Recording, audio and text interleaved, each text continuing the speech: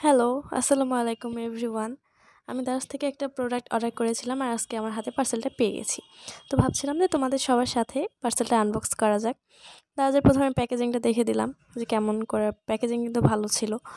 তো এখন আমি এটা খোলার ট্রাই করতেছি। এটা অনেক আঠালো ছিল, একটু খুলতে কষ্টই হয়েছে। মানে বোঝাই যাচ্ছে প্যাকেজিং কতটা ভালো ছিল। তারপরে তো আমি একটা ডার্মা রোলার অর্ডার করেছিলাম and this is the product. এখন জাস্ট এটা আনবক্স করে দেখার পালা যে প্রোডাক্টটা কেমন এসেছে। প্রথমে আমি প্যাকেজিংটা দেখতেছিলাম এবং আমি 0.5 mm নিতে চেয়েছি এবং ওইটাই পেয়েছি।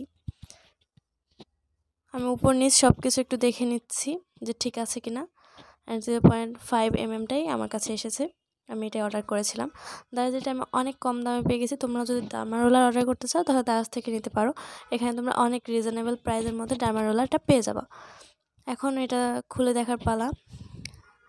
দেখতেই পাচ্ছ যে কত ভালো প্যাকেজিং, শুরু থেকে একদম অনেক ভালো করে এটাকে কোনোভাবেই পড়ে যাওয়ার সম্ভাবনা নেই।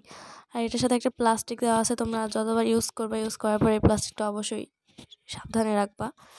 আর এটা যে সুচগুলো ছিল সেটা একটু ধারালো ছিল দেখলাম। ডার্মা রোলারটা আমি অনেক ভালো একটা প্রোডাক্ট পাইছি, একদম প্লাস্টিকটা অনেক ভালো ছিল।